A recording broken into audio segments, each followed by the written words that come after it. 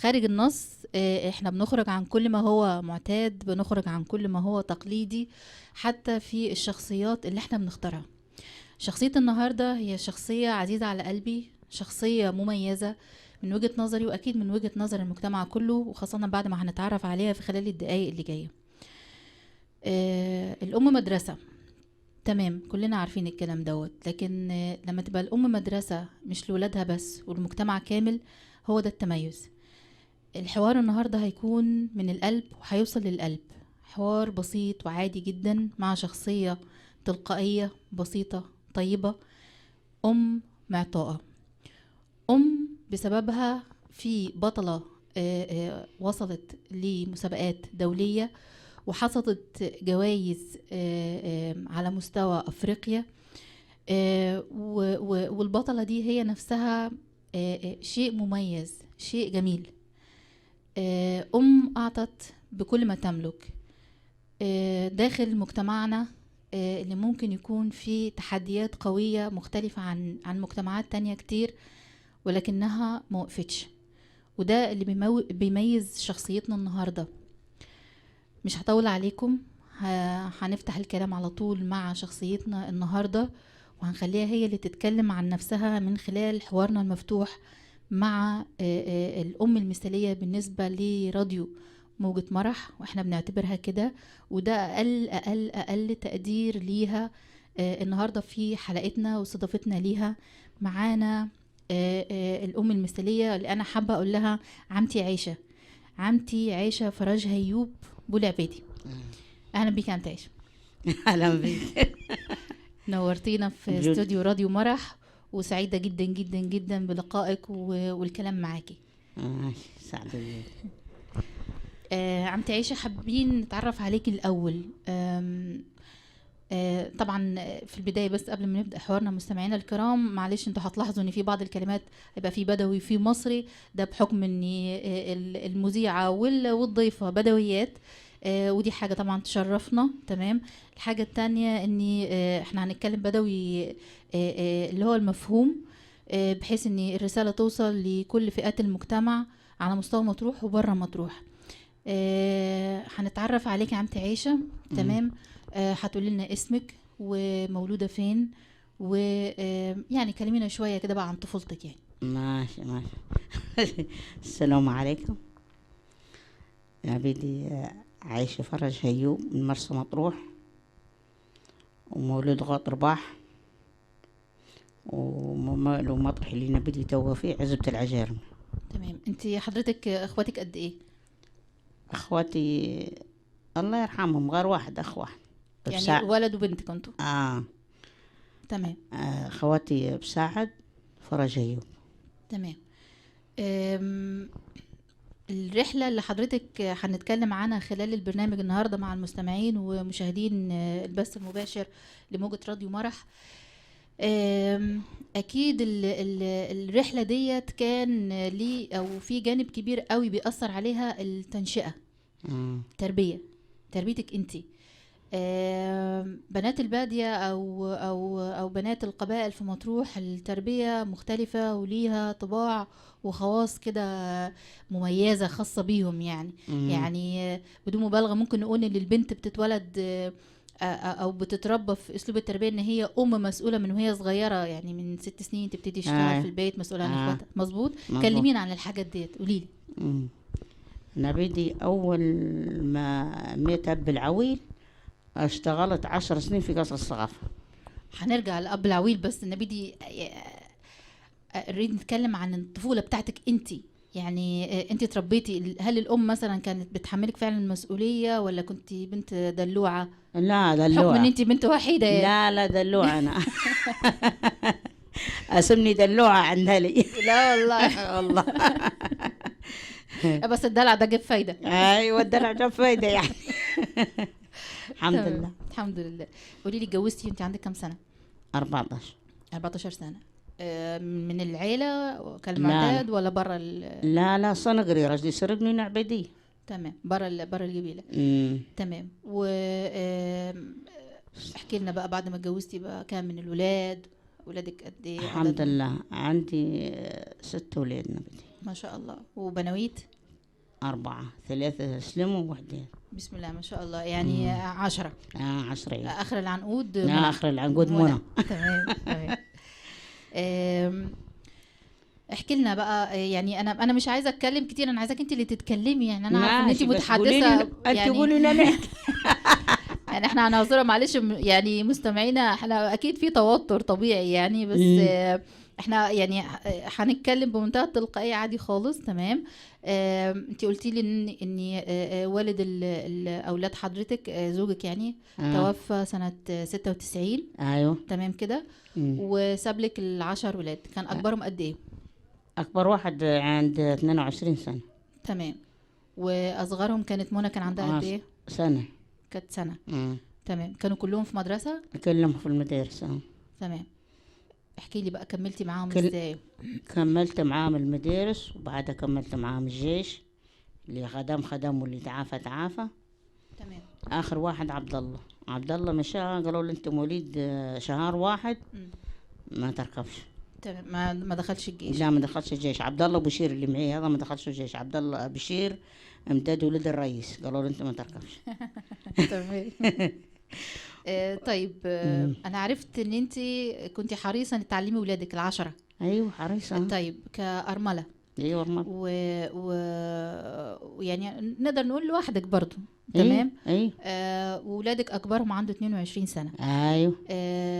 الحياه كانت ماشيه ازاي بصراحه يعني؟ الصراحه حياه على الصفر. احكي لنا جرتي. اشتريت نخدم في قصر الثقافة. تمام. والربي فيه ما مدتش ايدي لا الحماه ولا الاخ ولا الواحد. اعتمدتي على نفسك؟ نجري على روحي على طول. تمام تمام. نجري على روحي اني انكبرت. تمام. اهم حاجه كنت حريصه ان انت يعني تربيها في عويلك او تزرعيها فيهم. كتيش يعني مثلا ان هم يعتمدوا على نفسيهم، ان هم ايوه انا محتمدوا على نفسيهم. وبعد ما كبروا زوجتهم كلهم، وندير في جمعيات. وزوجتهم كلهم، وزوجت البنويت وزهزت لهن كلهن يعني. تمام.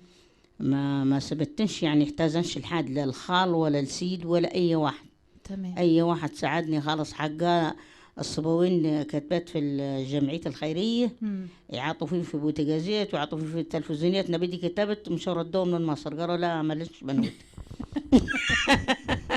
الله انا نقول لك. والله. تمام. طيب، حضرتك كنت حريصة على تربية البنويت اخرى، ان هم يكملوا تعليمهم؟ ايوه صح. قلت لهم عشان خاطر نصاب علي روحي ما تعلمتش. علمتهم كلهم. اصغر وحده على 10 سنين نبي نطرح فيها، نمشي ونجي معها الكيلو 4 من عزبة العجير، من كيلو 4 عزبة اللي العجير. هي منى. اللي هي منى.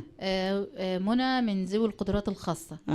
تمام. وكنتي حريصة ان انت تعلميها لمدة 10 سنين؟ يعني نعلمها، نريد تتعلم عشان خاطر تفهم. ما فيش زي ما وديتها زي ما جبت. بس اديتي رسالتك ان انت بتعلميها. ايوه بتعلمها. انا حاجه اي حاجه تنفعها لقدام ندير فيها لها، بس ما فيش.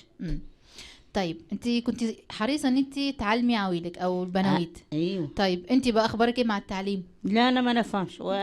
شهادة نحو امي. لا حشاك. شهادة نحو امي. طيب يعني تعلمتي القرايه والكتابه. شهادة نحو امي بس. يعني حلم كان متاخر وعملتيه حتى لو على كبر، بس كملتيه يعني التعليم يعني. تمام تمام. كان المحو الاميه كانت مع مين المدرسه بتاعتك؟ صباح صابر. تمام. الكلام ده كان من امتى مثلا؟ كان امتى الكلام ده؟ كم سنه تقريبا؟ لا كم سنه توي لا مش عارفه. قريب حوالي 10 سنين معدي. قريب حوالي 10 سنين معدي. تمام. اكتر من 10 سنين.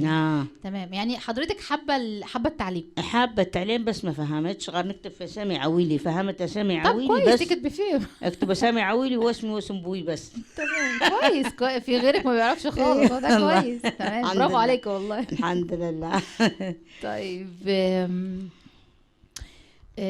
كنت عايزه كمان اتكلم معاكي في يعني انت ابتديتي بمحو الاميه ليك انت، وبعدين البنات تعليم والصبيان كمان، وطلعتهم كلهم تعليم. الحمد لله. طيب، انا كنت عايزاكي كده يعني توصلي رسالة او تقولي ايه للناس مثلا اللي هي بيبقى عندهم بنات وقادرين، يعني بيبقى الزوج موجود والزوجة موجودة او مقتدرين ماديا ان هم يعلموا ولادهم ويكملوا تعليمهم، وفي نفس الوقت يقول لك لا البنت اخرها اعداديه، او لا بنتي ما تكملش تعليمها. ما كلهاش في ناس تكمل وفي ناس ما يقول لك لا. احنا بنتكلم بقى على الناس اللي هي ما بتخليش البنات تتعلم. انت عايز تقولي لهم ايه؟ تقولي لهم ايه يعني؟ انت شايفه ايه؟ ما نقول لهمش حاجه، انا ماليش دعوه بيهم. نصيحه يعني، نصيحه. ما تنصحيهم يقولوا لك مالكش دعوه، ما رش نعلموهم. طيب ما احنا عايزين ننصحهم بقى، انت انصحيهم دلوقتي. وانا نقول لهم بس ايش هم مش عاوزين النصيحه. يقول لك لا البت هي جايه المطبخ جايه ما نعلمهاش. يعني هم شايفين ان البنت اخرها المطبخ. اخرها المطبخ او اخرها الجواز. ايوه تمام. بس انت مش مقتنعه بده، انت شايفه ان البنت لازم تتعلم. لا انا بدي قلت لي لازم نعلمك الاخر. تقول انا خلاص ما عادش ردوا المدرسه. تو عندي بنتين يلا بعضن. هذين ذي هي واخذت شهاده في المدرسه اللي في اسمها ايش يا بنت؟ تحفيظ القران شريعة تقريبا، معهد ديني. معهد الديني. بنتين هذين جابت شهاده معهد ديني او وحده جايبه شهاده تجاري. هذين النصحيت عاد. تمام دبلومات. ربنا يخليهم لك، برافو عليك والله. في ناس بيبقى عندهم المقدره ما بيخلوش البنات والله تكمل. العظيم نمشي زايد ناقص نسلف والله نمشي ليا مطرح ياخذنا مواصلات يمشى. نقول لا ما تمشي ما تقعدش تعلم. كان ممكن تقعديهم في البيت وتختصري لا لا صعب علي نفسي اللي مانيش متعلم، صعب علي روحي مانيش متعلم. طيب عمتي عايشه انت حاسه ان هي تفرق البنت وين ما تتعلم؟ يعني هتفرق عن لو ما كملتش تعليمها؟ هتفرق ما تفرق شيء. تبقى معي شهاده. تمام. احتاجت العويلها تتعلمهم. تمام. احتاجت النفس تشتغل. هيك اللي تبقى متعلمه واللي ما متعلمش ما لهاش حاجه. حقك يجي يقول ليش ما كلمتي عليه ما نديروا لك ايش نحن. تمام. وبتهيألي ده ما يقلش من البنت في شيء ان هي تطلع تشتغل او تطلع تتعلم. عادي تشتغل عادي ما فيش حاجه. اللي شغل بنتي شغاله كي تحتيز يعني. أيوة. ربك ما يكتب سو تتزوج تاخذ راجل يموتوا في العويل تشتغل. راجلها راقد ريح ما يرقش الشغل تشتغل معيه. وفيها ناس يقول لك لا لا الله يعوزنا لهنا الصبايا ما يشتغلوش معنا. كل واحد للشرع. ده اكيد طبعا.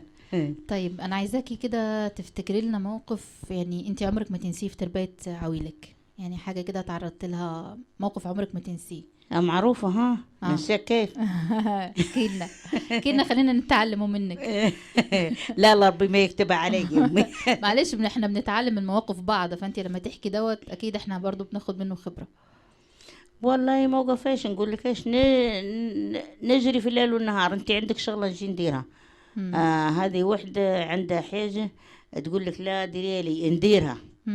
ونجري عاد ونحط في فوها العويل. واللي واحد يتعلم، واحد يريد ياكل، واحد يريد يتكسى، واحد يريد يمشي المطرح، واحد يريد يمشي في الجيش. واحد عندي 2 ركبوا مع بعضهم في الجيش. في الجيش كانوا كبار؟ يعني هم واحد متخلف. واحد متخلف على الجيش يعني كما تقولي كان ما دخلش الجيش معاده. كان عايش في ليبيا. وبعدين هم مات بوجع. ركب هو يا الممرض اللي بعديه. انا بدي عندي ولد ممرض. ركبوا الممرض واللي في ليبيا مع بعضهم. هذاك 2 والكبير 3 سنين. وما يروحوا صوروني نبيد العويل قالوا يمي وين ما يروحوا اول واحد تقول لي مرحبا وازيك وش احوالك. واللي يجي عقاب تقول هابا لا نروح. والله ما عمري قلت سعد صوروني يقول لك. اكيد طبعا بيهزروا معاكي. ايوه ما عاد يصوروني يقول هكنا والله ما عمري قلت. بس ربنا يبارك لك فيهم يا رب يا رب. عمتي عايشه، انت شايفه ان يعني حتى لو التربيه صعبه او الظروف صعبه في تربيه الولاد، هل مثلا ان احنا في ناس تقولك انا يعني مثلا في ناس تقولك احنا انا اعود ابني على الشغل من هو صغير، في فترة الأجازة يطلع يشتغل، يقف في محل، يقف يبيع حاجة بتاع عشان عظمه يشد. أيوه. وفي ناس تقولك لا خليه بعد ما يخلص دراسة وياخد شهادته يبقى يشتغل بتاع. انت شايفة اني الأصح او اني الأحسن في التربية؟ يعني انت ربيتي ولادك ازاي في ده؟ اللي صح اللي يشتغل. عشان خاطر ياخذ على جبيته معاه قروش وما يحتس لحد وما يمديتش لحد. مم. هي المفروض هيك يعني. مم. ساعدوكي الشباب؟ ايوه يشتغلوا الحمد لله، وما كبروا تم يشتغلوا، تم ندير في جمعيات، مم. ودرت لهم بيوت وزوجتهم بالجمعيات، يعني ندير جمعيه معاك وندير جمعيه مع الاخر ومع الاخر ونلمن على بعضهم. مم. مره نزوجهم ومره ندير لهم بيت. مم. تو عندي واحد مازال ما عندش بيت، ما شاء الله. الا كلهم درت لهم بيوت. ما شاء الله ما شاء الله. مم. احكي لي بقى عن منى. منى هي اصغر اولادك. منى عندها كام سنه؟ منى عندها 23. 23. مم. منى من ذوي القدرات الخاصه، وانتي قلتي لي قعدتي 10 سنين توديها للمدرسه، ايوه وما كلتيش ولا مليتي، وكنتي بتقفي بيها في عز المطر عشان توديها تركبيها للاتوبيس، صح ايوه كده؟ صح صح. تمام. احكي لي عن منى بقى، يعني رحلتك مع منى من ساعة ما اتولدت، من يعني ساعة انت ما تعاملتي اتولد ازاي مع الموضوع؟ مشيت عمرها 15 يوم، مشيت كشفت عليها، مم. قالوا لي هذه الطفل المغولي سنتها بسنتين وشهرها بشهرين. مم. الدكتور حياة الدكتور مهدي الأسود واحد مم. يلانا، مم. قال لي هذه هي سنتها بسنتين وشهرها بشهرين. مم. قلت له ما تبكيش، ما نسمحهاش تبكي، مم. وهي ترضع مش كيف رضعة العويل وحق الجي مش كجية العويل. مم. قال لي هذه اسمها الطفل المغولي، مم. ربي يقدرك عليها. تمام. ويومك وثانيكم وديتها المستشفى، حق رجلي كميات ما قدرت نربط عليه. ليش؟ مم. هذه يومك وثانيكم وديتها المستشفى. مم. تمام. وهذه رحلتي، الرحلة بتاعتي. تمام. طيب يعني في ناس بتبقى يعني لما بيجي لها او ربنا بيرزقها بطفل من ذوي الاحتياجات الخاصة، بيكون تصرفها عكس ما انت تصرفتي او عكس ما انت اتعاملتي. احنا عايزين نقول للناس ديت، يعني اللي بيكسف ان هو عنده طفل من ذوي الاحتياجات، او بيخبيه عن الناس، او مثلا بيكسف يقول ان هو عنده بنت. يعني انا مش بتكلم على فكرة برضو مستمعينا، مش بتكلم عن مجتمعنا في مطروح بس. احنا الراديو بتاعنا بيبث في كل الاماكن، واكيد الرسالة احنا بنخاطب كل الناس. ده موجود في كل المجتمعات، ان في النماذج دي. انا مش بقول كل الناس بتتعامل كده، ومهما وصلنا من التقدم، بس العقليات دي لسه موجودة دلوقتي، ان هو يحبس البنت خوفا من العار، يحبس الولد او يربطه عشان خايف يطلع في الشارع فتحصل المشكلة. يعني هو بيتعامل مع الطفل او الهدية اللي عنده ده بطريقة مش صح، حتى لو هو خايف عليه. صح. عمتي عايشة، انت ما عملتيش كده؟ لا لا انت واجهتي المجتمع فيدي على طول، بنتي معي، نمشي المطرح معي، نقعد معي على طول، وفي نفس الوقت ما حبستيهاش؟ لا لا لا لا لا. تمام. وتعاملتي معاها على انها حد من حقه ان هو يكمل حياته. ايوه صح، ايوه محرجة تكمل حياتها، ونبيدي تكمل حياتها ونبيدي نحك فيها يعني. ونريدها يعني من ربك سبحانه وتعالى تقنع عقل، بس ما فيش. يعني انت من حتى من بعد ما عرفتي الوضع الخاص بتاعها، لا انت مكمله وعندك امل ان هي حتى يبقى فيه تحسن. ايوه كملت نقول يا ربي كني بيه كلمه اكبر، كلمه تحسن. تمام. وكنت بتتعاملي عادي، مش مكسوفه منها ولا؟ لا لا لا مكسوفه من بنتي كده. ايوه بالظبط. تمام. وده اللي احنا عايزين نوصله، ان بالعكس يعني احنا يعني بعد الفاصل هنقول انت ازاي بقى يعني اتعاملتي مع منى او مشيتي معاها المشوار. ان شاء الله دي بدايه يعني نهايه مرحله وبدايه مرحله جديده تانية خاصه بمنى، هنتكلم عليها بعد الفاصل. مستمعينا الكرام ومشاهدينا على البث المباشر في راديو موجة مرح، تابعونا بعد شويه.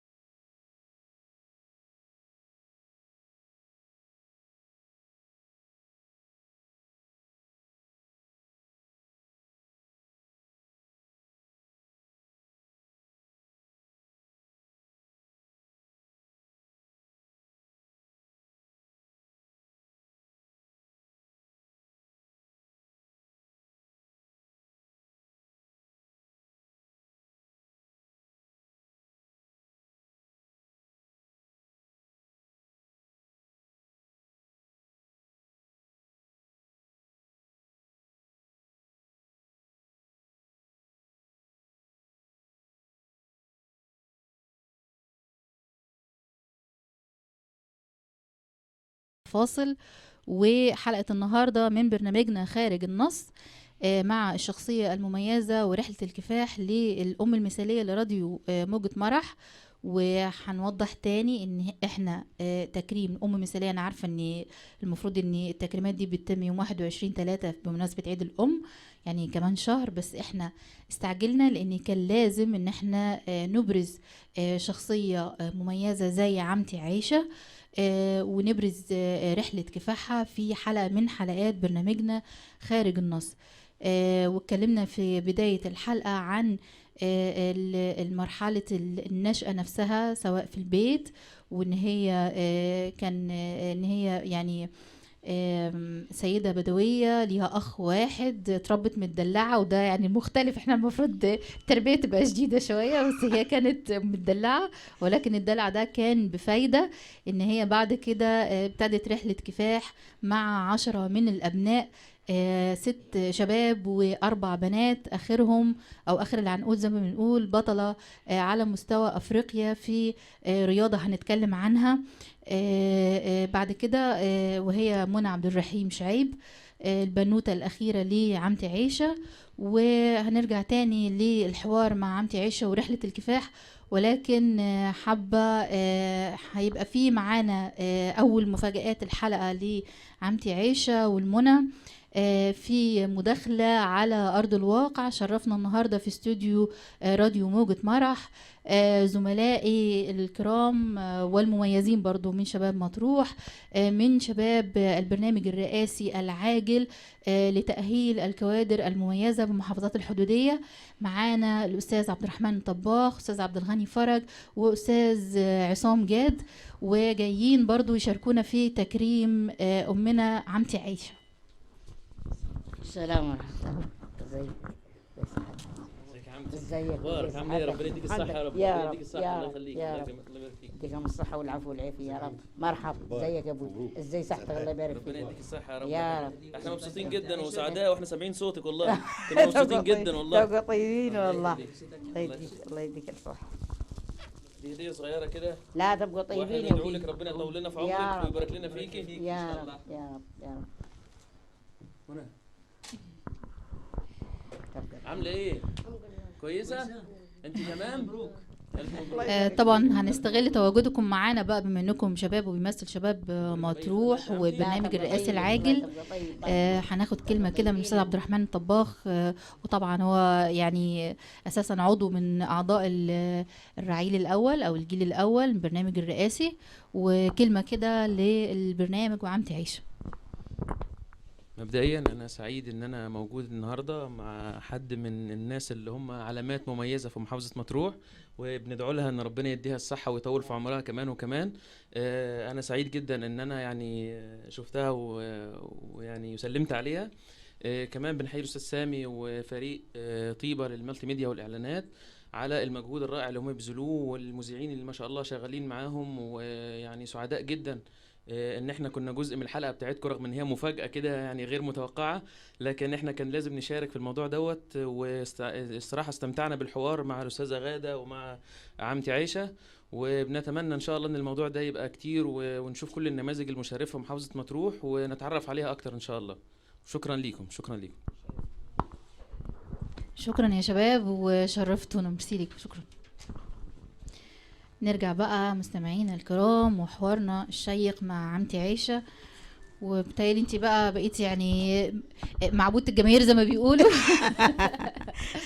كل الشباب فرحان بيكي وده انا حسيته حتى على الصفحة على الفيسبوك، سواء على الراديو على صفحتي الخاصة، في تفاعل وفي ناس يعني حباكي وحابة تعرف عنك كتير، وعشان كده احنا موجودين هنا عشان نوصل الرسالة وعشان تتواصلي مع الناس. في عندنا مداخلة من الأستاذ هارون المومني، بيقول منورة الشاشة يا حاج عيشة، حفظك الله ورعاكي، أديتي رسالتك على أجمل وجه، ربنا يجازيكي خير يا رب. في معانا الصديق والأستاذ خالد صالح مراجع، بيقول ألف 3 مبروك، ونتمنى لك المزيد من النجاح يا رب. في أستاذة مروة مروة حمدي بتقول ما شاء الله تستاهلي كل خير. ومستمعينا الكرام، احنا متواصلين مع حضراتكم وبنستقبل مشاركاتكم على الواتس، سواء بالاتصال او من خلال الرسائل والبث المباشر. الورقة وقعت عادي على فكرة. احنا كنا قلنا ونوهنا بعد قبل الفاصل ان احنا هنتكلم او هنكمل بقى رحلة الكفاح مع منى. ماشي. كيان بقى ده والحياة ديت. حضرتك قلتي انك كنت حريصة تعلمي منى وكنت بتطلعي معاها في الشتاء توصليها للمدرسة. صح. تمام. صح. طيب قوليلي بقى وصلتي منى ازاي بقى لأفريقيا ومسابقات في الرياضة؟ يعني جاتلك الفكرة منين او تواصلتي ازاي مع جمعية التحدي للتنمية الشاملة؟ يعني البداية جت منين؟ البداية جت من لبلة لبنى، هي اللي بدت الكورة، وهي اللي بدت جابتها ودتها لعند مصر. كلنا هذين من وين؟ من لبلة لبنى. طيب دكتورة لبنى البابلي طبعا ليها أحلى تحية، هي صديقة عزيزة على قلبي من سنين مش من دلوقتي، وهي رئيسة جمعية التحدي للتنمية الشاملة، وزي ما بنقول كده جندي مجهول لنماذج كتيرة قوي في مطروح، هنتكلم أكيد عليها في حلقة. ده وعد مني ان شاء الله باذن الله. ان شاء الله. والدكتوره لبنى حضرتك قلت لي هي السبب ان هي وصلت او وصلت منى ايوه وصلت طيب. منى الرحله ده. انضميتي للجمعيه ولا حد مثلا قال لك عليها ولا انت قابلتيها بالصدفه؟ يعني عرفتي الدكتوره منين لبنى؟ اول ما عرفتها من منى اللي في كيلو 4 تحت منى، اسمها منى ماني استاذه منى بتاعت الجمعيه اللي هي في كيلو 7 كيلو 2. مش جمعيه، هي مذيعه. استاذه منى مذيعه زميله في اذاعه مطروح. تمام. منى عبد الوهاب. منى استاذه منى قنديل. تمام. هي اللي وصلتني. كل التحيه طبعا لاستاذه منى قنديل، استاذه فاضله يعني واعلاميه معروفه. انا اسفه طبعا مش عارفه الاسم. تمام. هي وصلت حضرتك بدكتوره لبنى. هي اللي وصلت الدكتوره لبنى، قالت لي في الدكتوره لبنى من المطرح الفلاني تمشي لعندها، عطتني ورقك وجيت المكتوب. تمام. وجيت لابله لبنى وابتدت بقى الرحله مع ابله لبنى. تمام. وبقالك قد ايه معاها؟ كام سنه؟ قريب 10 12 سنه اللي مع لابله لبنى. عمر يعني من اول ما بدات الجمعيه. تمام. فضلتي بقى موجوده معاها في الجمعيه بفعالياتها ايوه كل حاجه بقى؟ او بكل حاجه يعني. تجي حاجه من برا تقول لي تعالي، تريد منى تلعب تقول لي هيتيها، تريد تدير رحله تقول لي هيتي منى. تمام. وما تقول لي نمشي نوديها، انا ما عنديش حاجه غريبه. ربنا يعطيك الصحه يا رب. حسيتي ان الموضوع اختلف بعد ما ضميتي منى لجمعيه التحدي؟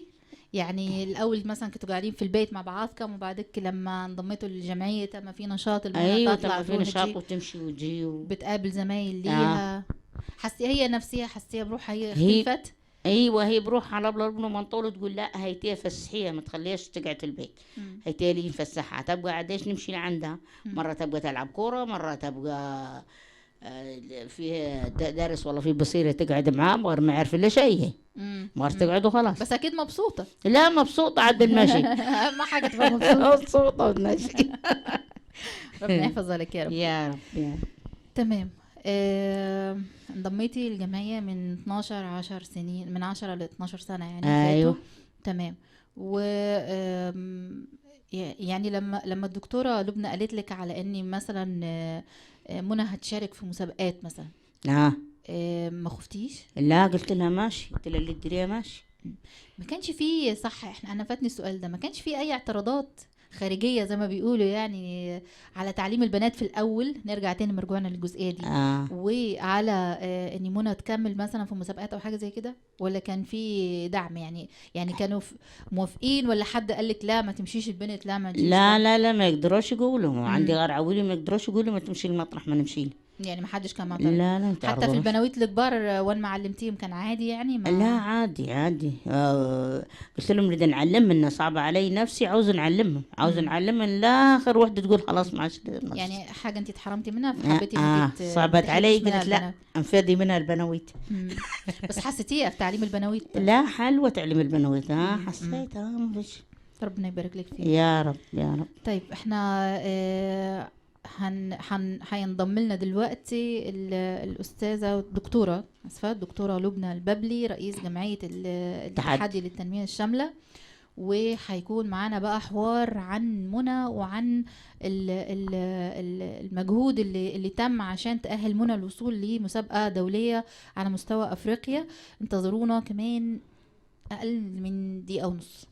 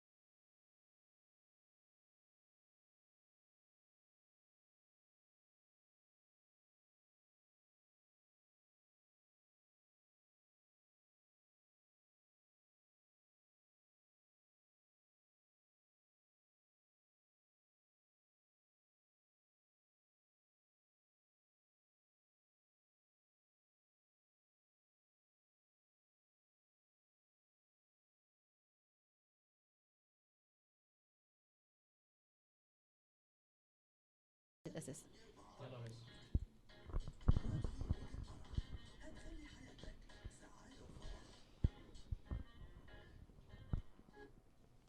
مستمعينا الكرام، مستمعي راديو موجة مرح، رجعنا لكم تاني بعد الفاصل وبنكمل حلقتنا من برنامج خارج النص مع الشخصية المتميزة والأم المثالية بالنسبة لراديو موجة مرح، عمتي عايشة.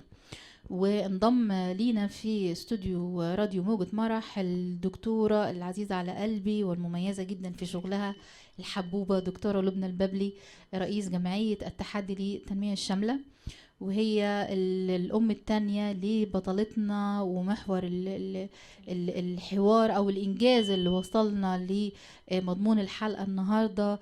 بطلتنا منى عبد الرحيم شعيب.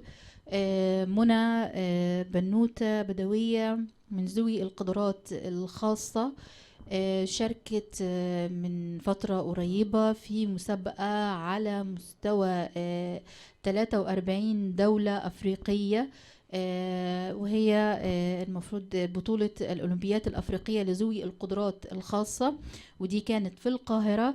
ومنى طبعا شرفت مطروح كبنت بدوية، وشرفت المجتمع ككل والمحافظة ان هي حصلت على جوائز فضية وبرونزية في لعبة البوتشي، ويمكن عملت حاجات ممكن يعني في ناس بيبقى ربنا مديها كل حاجة ومكسلة انها حتى تنمي قدرة من القدرات اللي عندها. فاحنا معانا الام الاولى عمتي عايشة، ومعانا الام التانية دكتورة لبنى، ومعانا القمر بتاعنا منى عبد الرحيم. وهنتكلم دلوقتي مع دكتورة لبنى. طبعا انا عارفة ان الجمعية بتاعت حضرتك بتضم حبايبنا من ذوي القدرات الخاصة، وهم أنا يعني من خلال احتكاكي بيهم هم شخصيات مميزة، والجمعية كان ليها دور في إبراز نماذج كتير غير منى أو قبل منى. بس احنا النهاردة هنتكلم على منى، وزي ما وعدنا مستمعينا الكرام هيكون في حلقة إن شاء الله بإذن الله عن الجمعية بالتفصيل. كلمينا بقى على رحلة حضرتك مع منى. بالنسبة لمنى، قبل ما أقول منى هتكلم على والدة منى.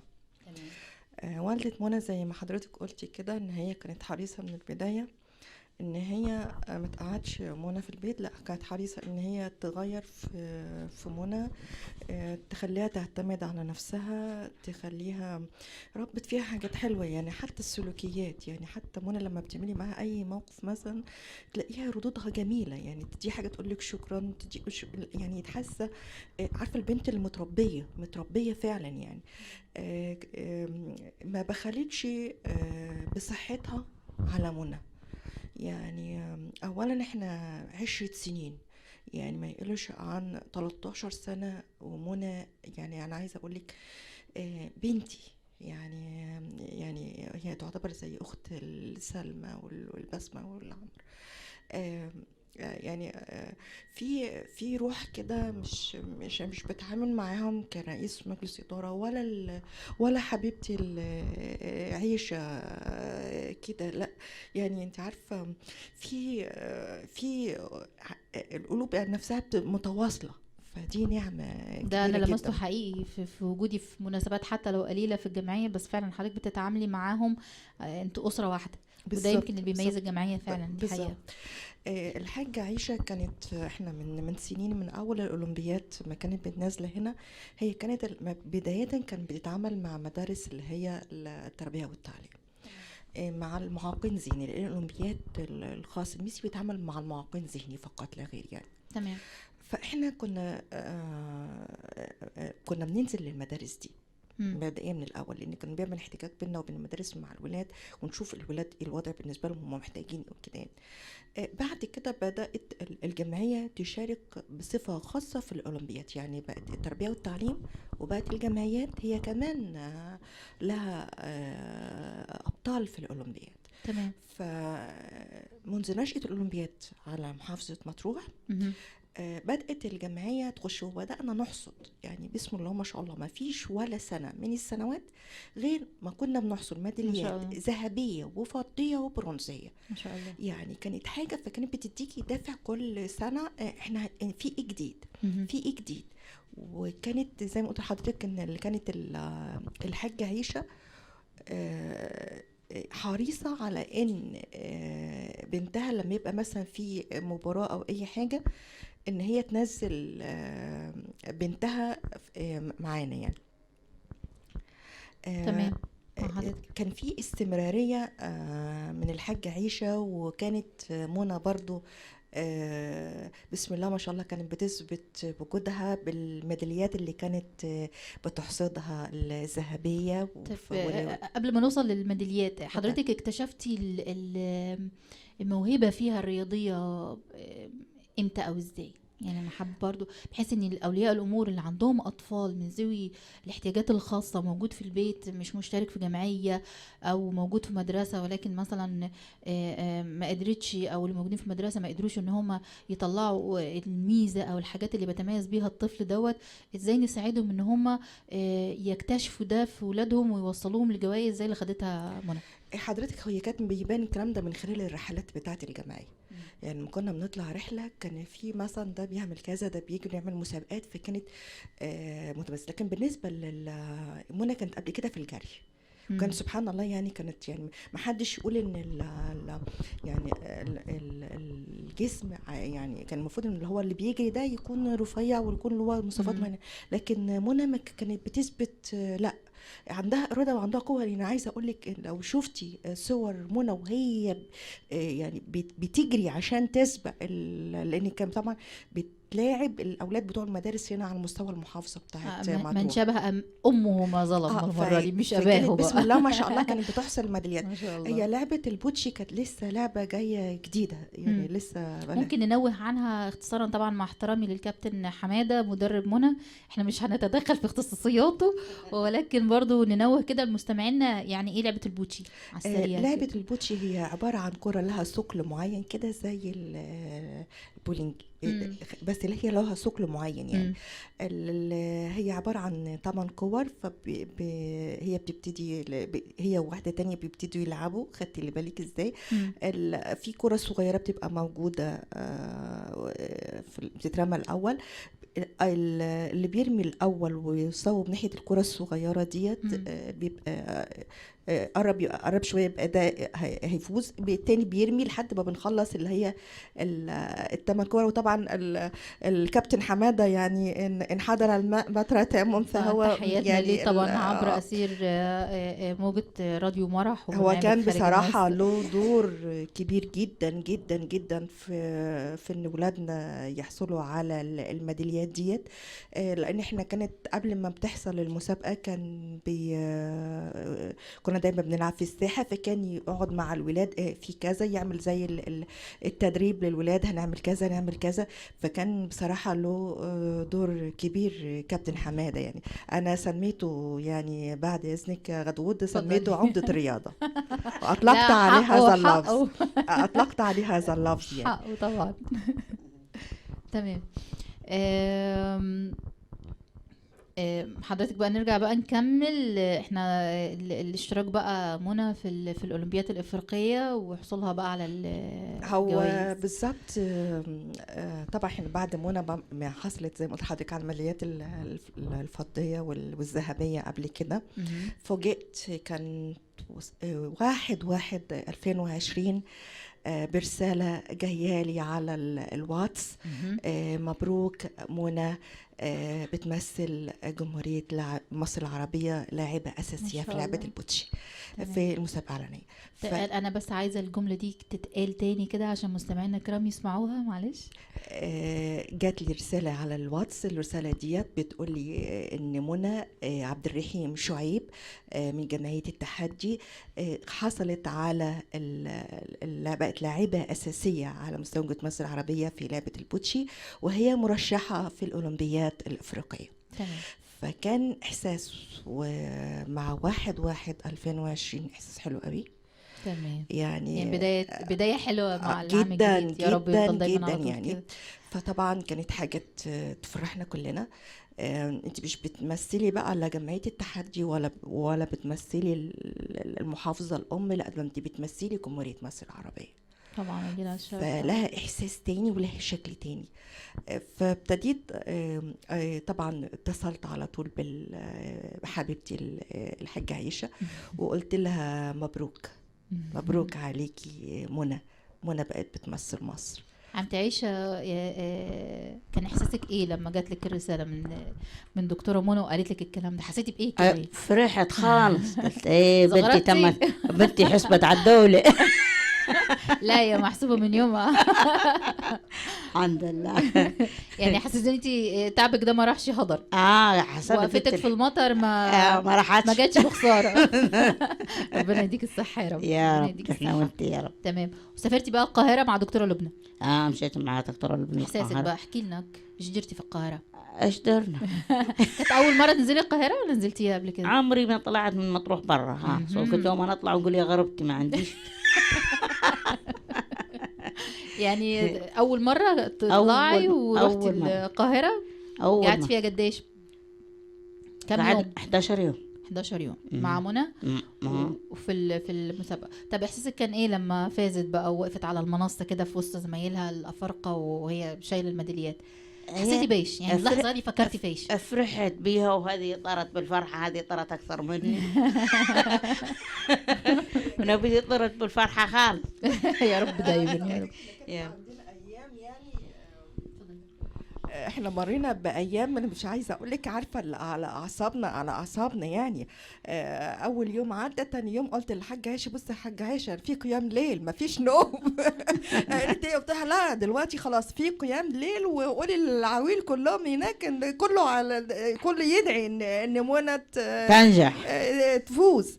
وده فعلا اللي حصل. وبدانا ان يعني انت عارفه منى تتدرب ازيد وازيد. وبعدين انت عارفه لاول مره بصراحه يعني حصلت مني يعني، بس كان في السر طبعا. انما لا انت لما عارفه لما حد تاني منافس يلعب مع بنت بلدك وانتي تدعي كده في سر كده تقولي ايه؟ يا رب ما تصوب، يا رب ما تصوب. خدتي لي بالك ازاي؟ لا يعني انت عارفه وصلتي لمرحله ان انتي عارفه مصري، عارفه كلمه هي غيرة حميدة. لا يعني هي بصي مش انت مش بتتكلمي على شخص، انت بتتكلمي على اسم بلد. فبيبقى لها احساس حلو قوي غاده يعني. بصي بقى يعني الهيصه والاغاني اللي هم حتى كانوا مشغلينها مصر، لا احساس وطعم تاني. انا عايزه اقول لك ارجع بقى لمرجوعنا للحاجه عائشه. احنا اول ما قلت لها الخبر فطبعا قالت بنت هنعمل ايه؟ قالت لي انا ما متعودش ان بامانه ما زغرتتش وانت بتكلميها في التليفون. لا بس كانت الزراغيط باينه في الحوار يعني. واخواتها يعني بيقولوا ايه احنا هنمشي بقى جنبها ونقول اختي بطله. قلت لهم ده اكيد ان شاء الله يعني هو ده اللي هيحصل. واحنا ان شاء الله يعني عارفه اللي بقى عندك عارفه اليقين ان انت مش هتسيبيها او مش هترجعي غير وهي بطله يعني. عارفه الاحساس ده يعني. فده احساس حلو يعني. انت مش رايحه تجربي، لا ده انا رايحه جاي هروح اجيب حاجه لمصر. بالظبط كده بالظبط كده. انا عايزه اقول لك ان طبعا الحاجه عائشه لما اتكلمت معاها فزي ما قالت لك ان هي ما بتخرجش. فقالت لي انا الوضع كده. فقلت لها بصي يا حاجه عائشه انا هعمل محاوله من عندي للسيد المحافظ بحيث ان انت كأم تروحي تبقي مرافقه لبنوتك وربنا يعمل اللي في الخير عشان ابقى انا ما قصرتش واللي انا يعني اللي انا قدرت اعمله هعمله. وفعلا يعني انا عايزه اقول لك طبعا احنا ما بنبقاش عارفين هي نازله فين او كده غير قبلها بيوم يعرفنا هنا. فطبعا يعني تخيلي انت بتخاطبي السيد محافظ بقى يعني قبلها بيوم، قبل ما تسافري بيوم، فتقولي احنا الوضع كذا كذا وبنهني سيادتك بكذا ورجاء توفير سكن لوالدة اللاعبة منى عبد الرحيم شايب ومرافقتها ورئيس مجلس الإدارة إذا أمكن ذلك. إذا أمكن ذلك.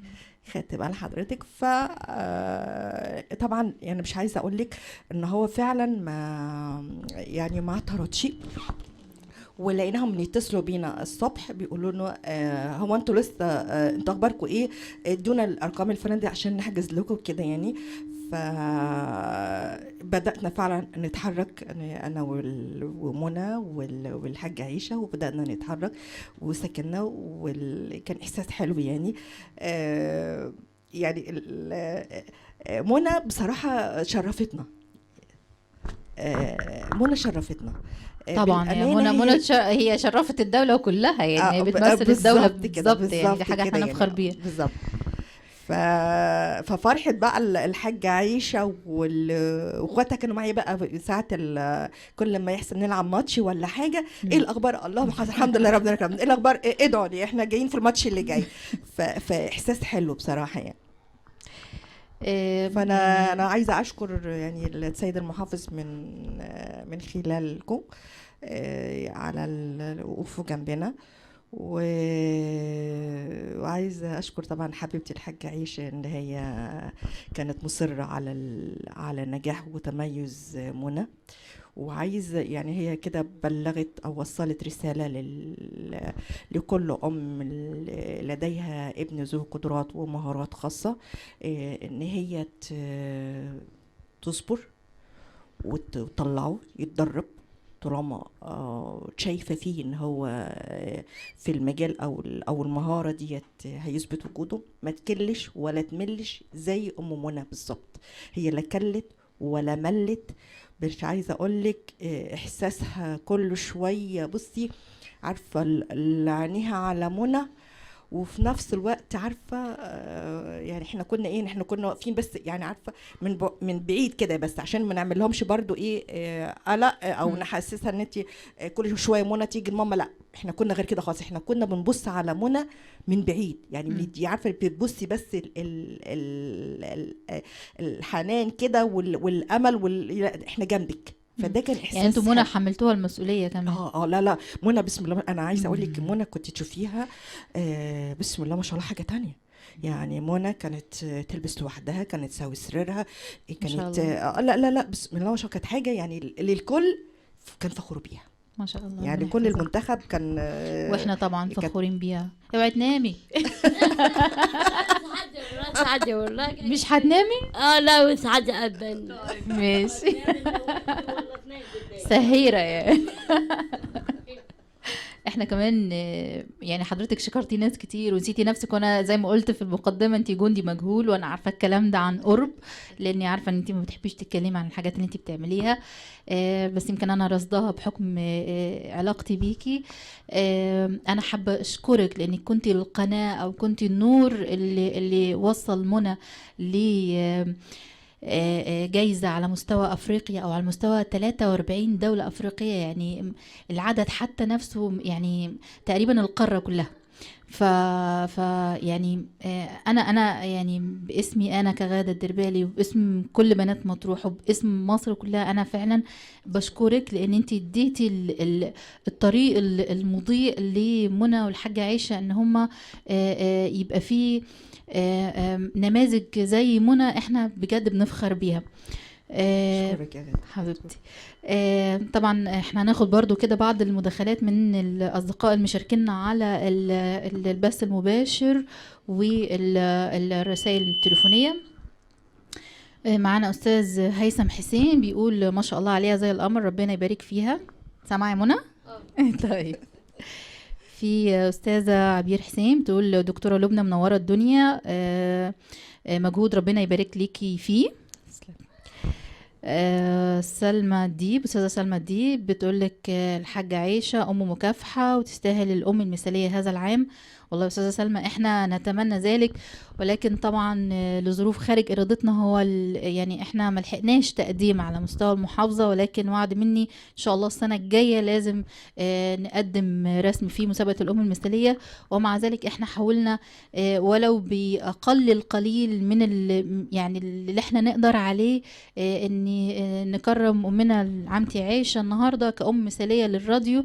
وفي طبعا شباب من مطروح زي ما يعني فاجئونا النهارده برضو كده، كانوا معانا شباب البرنامج الرئاسي العاجل ان هم برضو كرموها كأم مثالية خاصة بيهم. فهي يعني من غير حتى ما نقدم في المسابقات، هي بالفعل أم مثالية بالنسبة لمطروح كلها بالتزكية. وطبعا انا حقي ان انا اقول الكلام دوت يعني. أستاذ عمر العميري بيقول ما شاء الله تستحق كل خير، ألف مبروك للبطلة وألف مبروك للأم المكافحة. أستاذ محمد المهدي أكيد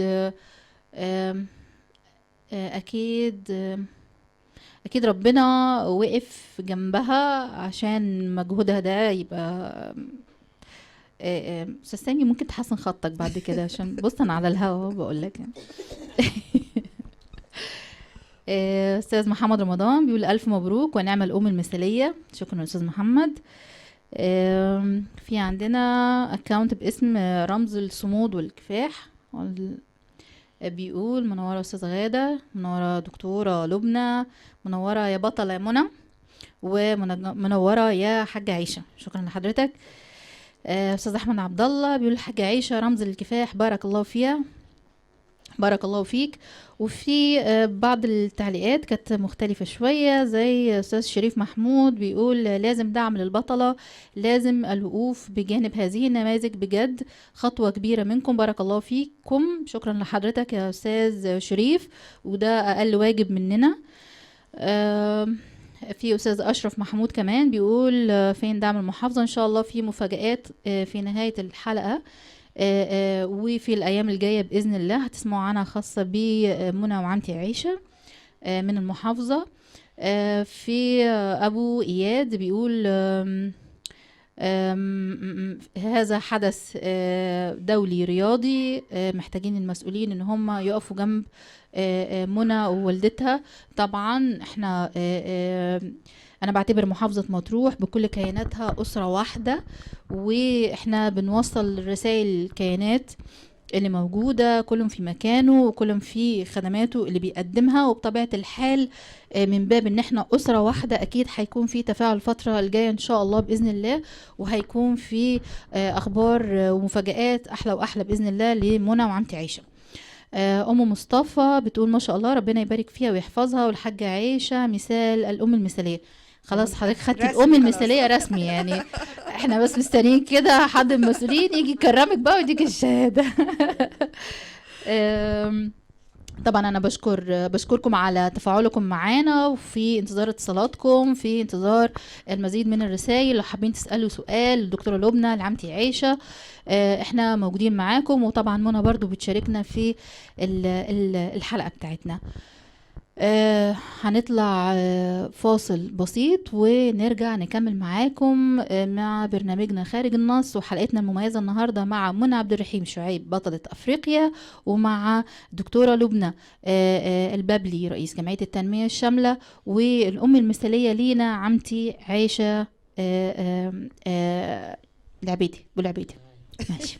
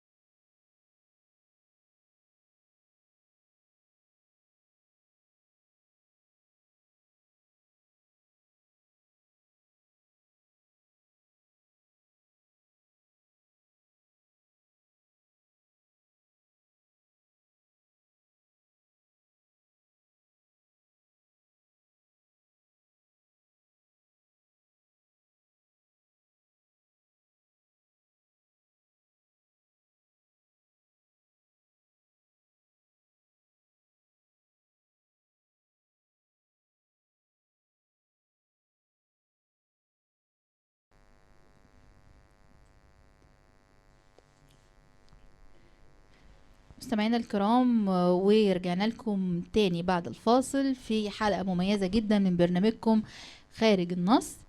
معاكم غادة الدربالي، وحلقتنا المميزة النهاردة عن عمتي عيشة الأم المكافحة في رحلة من التميز والاجتهاد في تربية 10 من الأبناء، 6 شباب و4 بنات. كانت حريصة على تعليمهم للنهاية، وكانت ثمرة هذا المجهود. هي البطلة حبيبتنا النهاردة منى عبد الرحيم شعيب، بطلة لعبة البوتشي، واللي حصلت على جوائز فضية وبرونزية في بطولة الأولمبياد الأفريقية بمشاركة 43 دولة أفريقية. منى عبد الرحيم شعيب كانت بتمثل مش محافظة مطروح، كانت بتمثل جمهورية مصر العربية، ورفعت راسنا كلنا على مستوى الجمهورية. وفي لقاء هيكون أكثر من التميز مع منى نفسها، لأن منى حابة تتكلم في المايك، وأنا حابة أديها فرصتها بقى، ونسأل منى كده كام سؤال على اللعبة اللي هي بتحبها. في البداية بقى قوليلي اسمك إيه؟ منى كمان. منى عبد الرحيم عبد الرحيم شعيب. شعيب. قوليلي انتي بتلعبي لعبة البوتشي؟ بتحبيها؟ وبتحبي كابتن حمادة؟ تمام. وكنتي مبسوطة بالجايزة؟ عملتي ايه بالجايزة؟ لبستيها؟ لا أربعة اللي كل اللي كان معاهم. لبستيهم كلهم؟ الجايزة بتاعتك، الميداليات بتاعتك لبستيها كلها؟ تمام. قولي لي انت من شويه كنت بتقولي ان انت بتحبي كابتن حماده، صح؟ محمد حاجه كله انت بتحبيه. بتحبيه ليه؟ هو طيب معاكي؟ وبيعمل ايه؟ بيجيب لك حاجه حلوه؟ وبيقول لك برافو عليكي، شاطره يعني. شاطره. وانت بتبقي مبسوطه لما بتفوزي على البنات؟ كل حاجه كده معانا. كله يعني انت لما بتفوزي عليهم كلهم هم بيدولك جوائز؟ لا لبس حاجه كل معانا الجون. برافو عليكي. صار كل حاجه صار معانا الى حاجه طيب.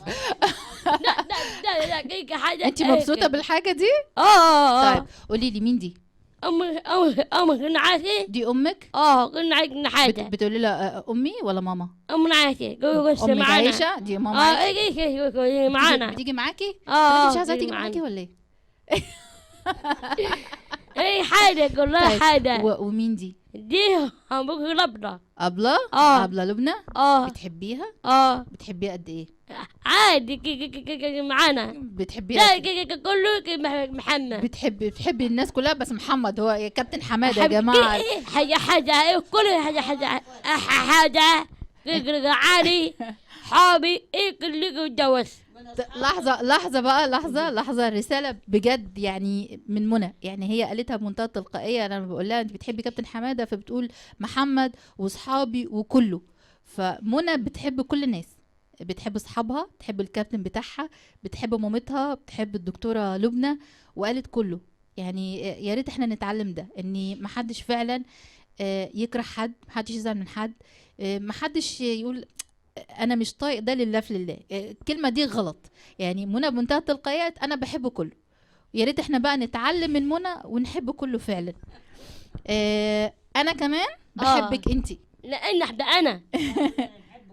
انت حب انا. انت حبيب انا وانت حبيب انا. حبيب انا وانت حبيب انا. تسلمي لي. سكن كان معانا استاذ سامي. بتحبي استاذ سامي؟ تحبيه؟ تعرفيه اساسا؟ ايه حاجه سهمه محمد يجي معانا. يجي معانا؟ كله كده عادي. هيبقى في حلقة تانية فيها أبلة لبنى وفيها كابتن حمادة. ايه رأيك؟ عادي كل نجيب علي. ماشي نجيبهم كلهم. حاضر. كيف سهل يجي معانا. تمام. ندي بقى الميكروفون لأبلة لبنى. حبيبتي تسلمي. فعلا التلقائية، يعني أنا ما عنديش تعليق. يعني لما يبقى في شفافية وفي تلقائية وفي براءة أكتر من كده، ده بيخلينا نقول يا جماعة اللي عنده نعمة زي دي ما يكسفش منها. اللي عنده نعمة زي دي لو فيها اكتشف فيها أي تميز رياضي، موهبة في أي شيء، ينميها. ده حقهم علينا. وبالعكس يعني احنا لولا منى النهارده ولولا كفاح امها، وان هي كانت مؤمنه ببنتها في الاساس، وواثقه انها عندها قدرات خاصه مش موجوده عند الناس العاديه الطبيعيه، اعتقد ان احنا ما كانش هنعمل حلقتنا النهارده وما كناش هنبقى موجودين في المكان ده دلوقتي. زي ما قلت منى فازت بجائزة على مستوى افريقيا، وكانت بتمثل الجمهورية فيها، واعتقد ان ديت حاجة مميزة جدا جدا جدا جدا. الكلام دوت دكتورة لبنى كان امتى؟ انا حابة تقولي تاريخ بالظبط المسابقة كانت امتى؟ احنا كنا من بادئين التدريب، اتحركنا من يوم 21 لحد يوم 31. بدأت اول ماتش يوم 23 23 من 23 بس احنا مخلصين رجعنا يوم 31. تمام، يعني احنا داخلين دلوقتي على شهر، قررنا نقفل شهر. يعني تمام. احنا بنتمنى يكون في زي ما منى عبد الرحيم شعيب رفعت راسنا ورفعت راس مصر وتنافست مع 43 دولة أفريقية بالفرق بتاعتهم على مستوى قدراتهم المختلفة، وجابت جوائز لمصر، وقال ان هي بنت مطروح اللي جابت جوائز لمصر. اتمنى ان يكون في تكريم لائق على قد المستوى دوت وعلى قد التميز ده، تكريم خاص بمنى بس. منى لان هي شخصية مميزة وحصلت على جوائز مميزة. فان شاء الله باذن الله اتمنى كده اني قريب قوي اسمع ان في تكريم خاص بمنى بس، مع احترامي طبعا لكل الناس اللي بتاخد جوائز او الفرق التانية، اكيد هم متميزين طبعا في رياضاتهم وبالتوفيق لهم كلهم، بس منى بالنسبه لي هي حاله خاصه، بنت بدويه من مطروح ليها مميزات خاصه، ومن حقها انها تتكرم برضو تكريم خاص على مستوى المحافظه من كل الناس او الجهات المسؤوله. يعني انا مش عايزه اقول مسميات عشان ما اخليش الموضوع حكر على حد، بس اتمنى ان يكون في تكريم بالفعل خاص بمنى. ولا انت مش معايا يا دكتور؟ لا انا معاكي بس هو كل الحكايه ان انا يعني احنا عملنا اللي علينا، ومنى زي ما حضرتك قلتي كده رفعت اسم مصر. اتمنى ان هم لما الناس لما تسمع مش تبص على البوست بس، لا تتحرك، تنفعل، تتفاعل مع الحب المصري ده ما هوش مش حاجه بسيطه، يعني مش نهايته ان انت تبص على بوست وانتهى الامر على كده. طبعا طبعا. عمتي عايشه الملكه بتاعتنا النهارده. ركت تكوني رجعتي بس. لا يعني احنا قربنا نخلص الحلقه، فانا حابه كده قولي لنا عايزه تقولي ايه، عايزه تقولي ايه للمجتمع، عايزه تقولي ايه للمسؤولين، يعني قولي لي انت نفسك في ايه، عايزه ايه؟ والله نفسي سلامتك، ما عنديش حاجة أنا في نفسي فيها يعني الحمد لله، يعني سلم عيالي وسلم، ما عنديش حاجة نفسي فيها إلا سلامة سلمى وترفيع السلمى بس. ما أريد غير منى تبقى إيه مشهورة على الدولة. هي مشهورة بالفعل. يعني منى مشهورة بالفعل. يعني أريد يعني تبقى العالم كله محترمتها، عشان خاطر ايش ما تبقاش تحسب نفس سنة من ناقصة، مش كيف الناس لا بالعكس، هي مميزة. يعني في أصحاء مش ناقصهم حاجة، وفي نفس الوقت يعني ما عملوش ربع اللي منى عملته. نعم. فبالعكس هي مميزة كمان. الحمد لله. مستمعينا الكرام، مشاهدينا البث المباشر، اتمنى نكون الحلقة بتاعتنا النهاردة كانت خفيفة على قلوبكم، واتمنى ان يكون التواصل معاكم ما قصرناش معاكم في قرايه الرسائل او التفاعل، وانا نفسي كنت مبسوطه جدا جدا باللقاء، وحابه كده زي ما قلت لكم ونويت في البرنامج اني عمتي عايشه هي الام المثاليه بالنسبه لنا. انا شايف استاذ سامي بيكتب حاجه في عندنا تعليقات استاذ سامي نقراها. يعني انا احنا شفنا التلقائية والبشاشة اللي عند منى، وان هي بتتكلم من القلب للقلب زي ما قلت لكم. انا وعدتكم ان الحوار هيكون من القلب للقلب. واحنا حلقة النهاردة كان الهدف منها ان احنا بنوصل الرسائل